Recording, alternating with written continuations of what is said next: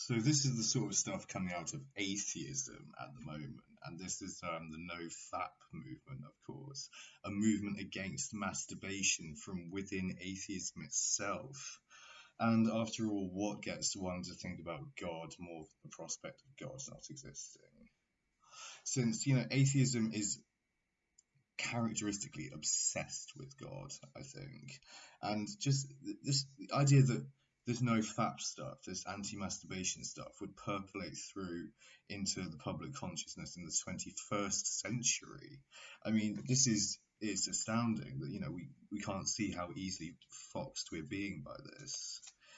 Something against something which is actually healthy for you. Masturbation is actually good for you. You're supposed to have at least 21 orgasms a month to reduce the chances of prostate cancer, as I understand it. Or that's like a sort of a bit of medical knowledge, or one of the various bits of medical knowledge that exist out there. I grant you, however, if you wank 10 times in a day, then you might do yourself some damage. You might get sore if you do it too often. But like not doing it at all, like this is irreligious piety. That's what that is. That's the best way of describing it. It's a lack of religiousness, actually, because if you look at the passages in the Bible that used to justify sort of a blanket movement against wanking, it has nothing particularly to do with wanking so much that it has to do with cleaning up after yourself after you've had a wank. That's really what it's more about. It's about cleanliness. Than it's not about masturbation. And I hate this sort of thing. I really do. And you think from because NoFap is supposedly a secular movement, right? However, what I think it's done is entered the secularist conversation, and it's seeking now to influence one's personal life, one's metaphysics.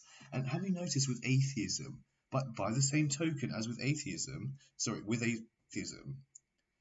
by the same token as with you get rid of all other religious faith, you get rid of all religious faith, which means polytheism as well, and paganism and shamanism and all these sorts of things, these spiritual things, that all gets brushed to one side. Those are ancient and fascinating parts of our cultures, as is, by the way, religion, I think, as is, by the way, Christianity, and so on and so forth. So atheism, bizarrely enough, irrespective of the fact that it outwardly denounces belief in God, is characteristically somewhat Calvinist in its outlook towards faith and religion, and the spiritual traditions. I'm a big lover of magic and mysticism and all these sorts of things. I play with tarot cards. I dabble with the I Ching, all that sort of stuff. I love its connections to mathematics and things like this. And the sciences really. So things, if you consider like potions, chemistry, and so on, and the other forms of magic related to different disciplines in the arts and sciences that we've come to know about and love, enchantments, for instance, that could be literature. A poem is a sort of enchantment, isn't it? It's a sort of spell, if you like. You could characterize it that way, I think. But yeah, it throws a lot out. You throw the baby of wonder and mysticism out with the bathwater of religion. I think religion, tries to capture that, or tries to monopolize it. Really, is what it does. It seeks a monopoly over those instincts within us to, for instance, get interested in the occult and get interested in, the subtle ways in which nature works and the universe works and things like this. And to, think about nature in a very subtle way. Or try to divine with nature or in nature. And to worship nature via these means of like pagan magic, or earth magic sometimes, or just magic in general. Just the cosmic magic with which we're born, and all this stuff which we like to be practitioners of. And yeah, I think atheism does, to some extent, undermine all that stuff as well. And I know even like I've bitched about astrology and so on being, stupid. But it's not that astrology is stupid. That's actually not the issue here. It's somewhat possible that the planets, due to their gravitational influence, have some effect over life on Earth. But it'd be like on a chaos theory level, with the butterfly and wing beats and so on. And, these tiny effects may be influencing things. The thinking behind it is actually fairly good and holistic scientific thinking. However, the big beware sign with it is to mistrust practitioners of astrology. That's the thing, and I think it is useful to have that skeptical outlook, particularly when it concerns things like astrology. But to respect them for these sorts of disciplines, for their position within the past, within scientific traditions, and within forming the basis of scientific traditions. Astrology and astronomy were once basically the same thing, or they were both astrology, or they were both astronomy. I don't know which.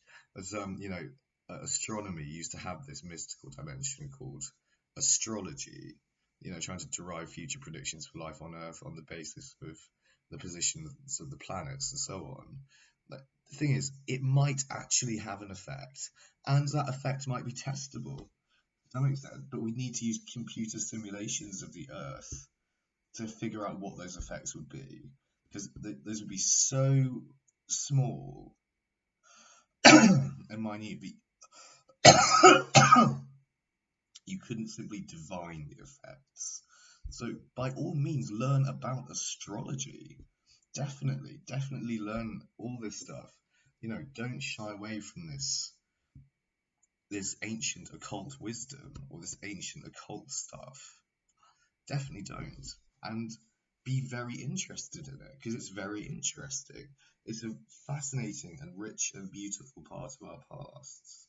But there's like Vedic astrology as well, and all this sort of thing.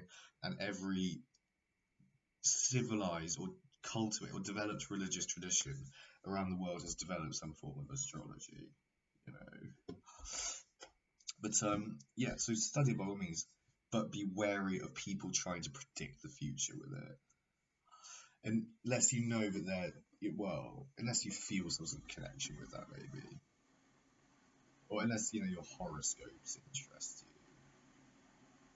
you. If they do, they do. But there's also a way of, reading a horoscope that means you can take it all with a pinch of salt. And realise that the predictions of the horoscope really can apply to anybody.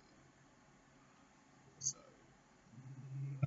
and if you think there's some wisdom in this idea that numerologically or astrologically our signs are important to us, our astrological sign is important into factoring into who we are, like, I would treat it all with suspicion. That's my major thing. But then again, I would treat science with suspicion and absolutely be skeptical about science. Science should by no means ever shy away from skepticism. There's like people who are climate skeptics. Like, absolutely be a climate skeptic. Why not? Being skeptical of science, well, that's a positive thing.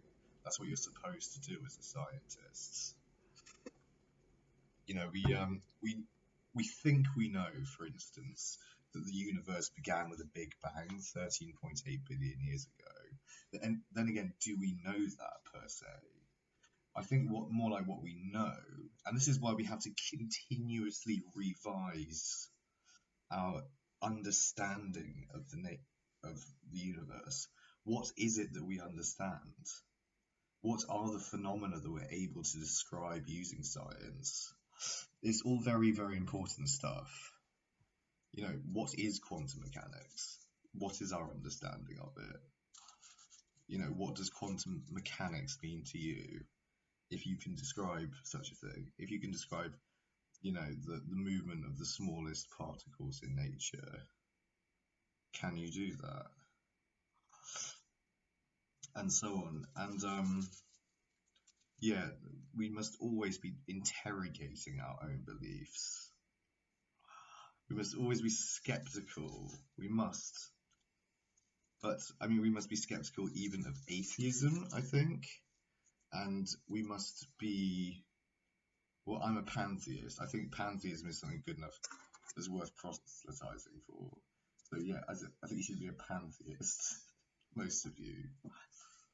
And, you know, just take all religion with a pinch of salt. Right? Yeah, it's bullshit, really. But, you know, maybe it helps you in a way, or maybe you gain some aesthetic pleasure out of it, and satisfaction from having things like sage in your home and some crystals and whatnot. I want sage and crystals. I want all that hippie shit.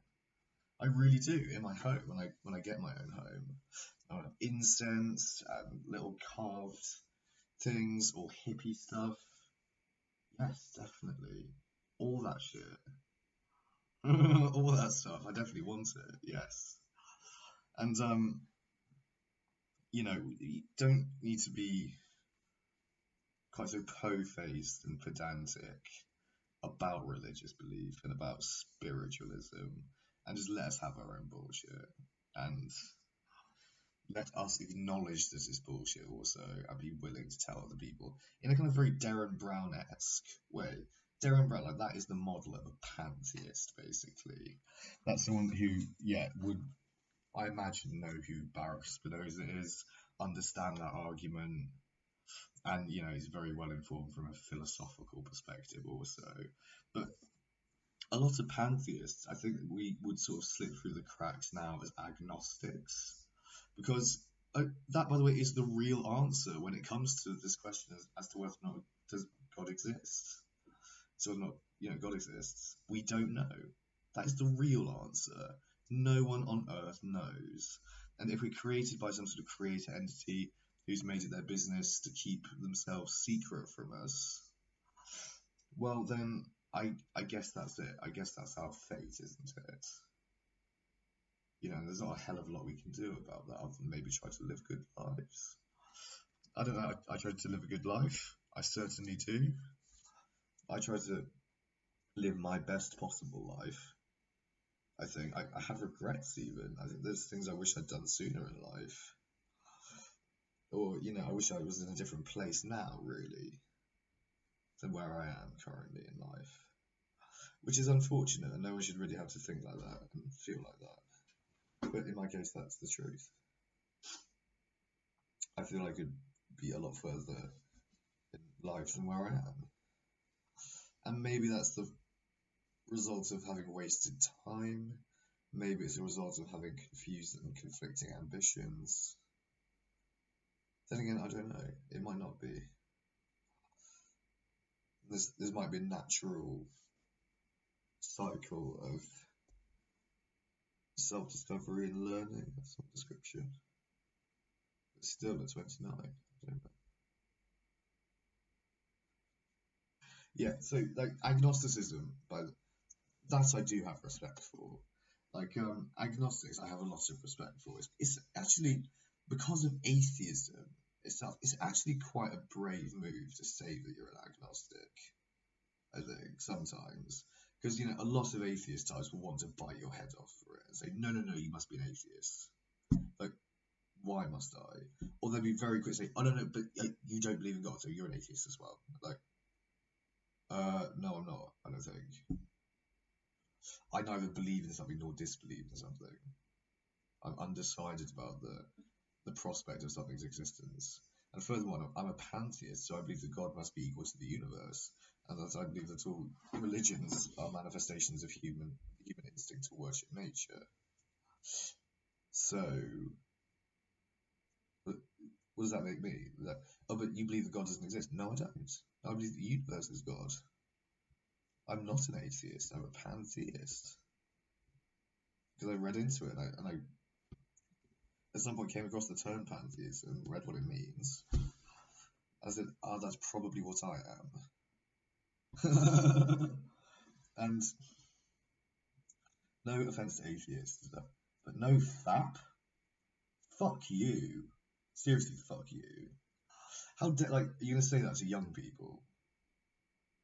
You're gonna say that to young men to like make them more confused and guilty about the fact that they have a penis, and about the fact that they have a penis that gets turgid, gets erect, and emits liquid when persuaded to.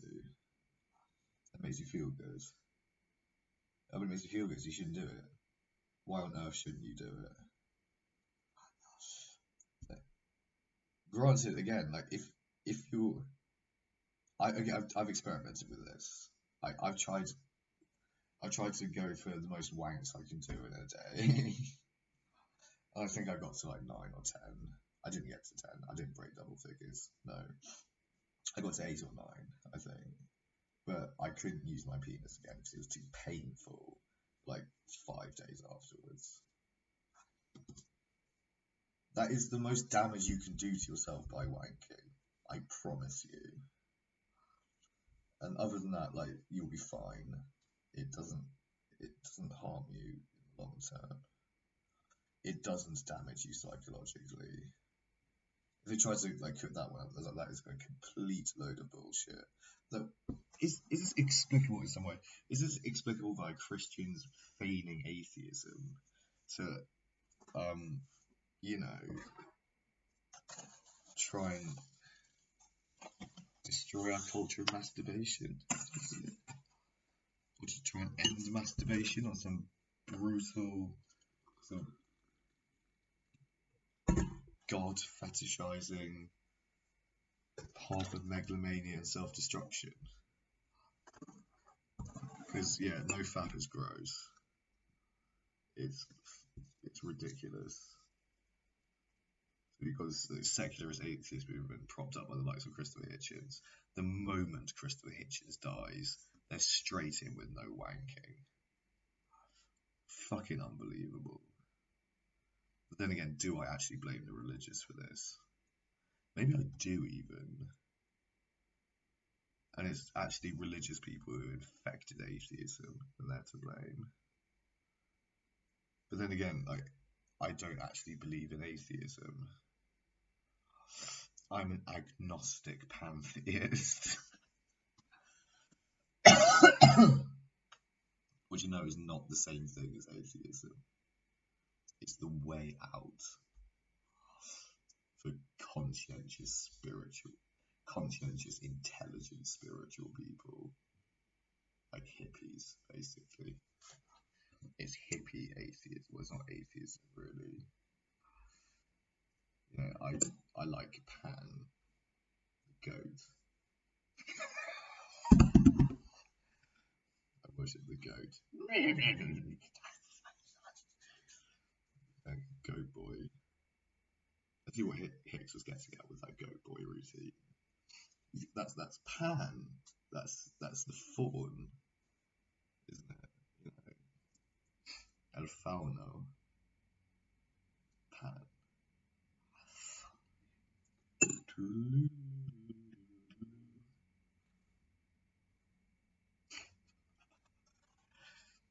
And what the Christ he saw will refer to as nature, devil worship. But then again, what other creature of like divine power could create all this? And what creature was it? It's so kind to imprison us in a reality full of material comforts such as this one. Because we are quite comfortable materially now in this century. And the travel lodge looks air conditioned, beautiful, little room. Yeah, quite remarkable, is it? All this internet that we have. products of the STEM fields, science, technology, engineering, and mathematics, which I also worship. I worship science. I love science.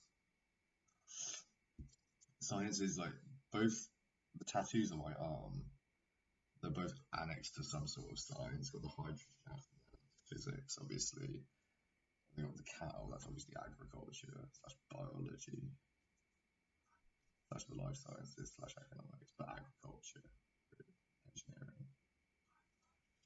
Cow, cool. That's Dutch. Cool.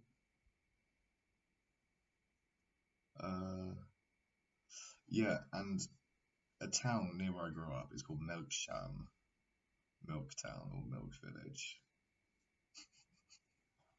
It's Dutch again. And I traced the name Kossel to Kotter back through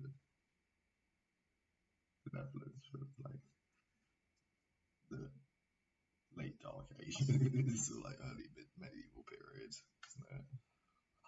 Kotter, Kotti, Dutch, German, Italian, same shizzle, different dizzle. We's all mutts in Britain anyway, or just Europeans. Or like, well, we're not just Europeans anymore, we could be like Africans or Pakistanis or whatever. All sorts of other things is what we are now. But yeah, this is my video all about atheism, the atheist movement, no fap. Don't no fap, just fap if you want to fap. How could you bear that? Not wanking. Like, if I get annoyed by my erections, I need to wank to get rid of my erections. Like, I can't stand like lying in bed and you got a rock hard penis. I don't like that. Just like get rid of it. That's why you wank. That's why I have an inclination to do it.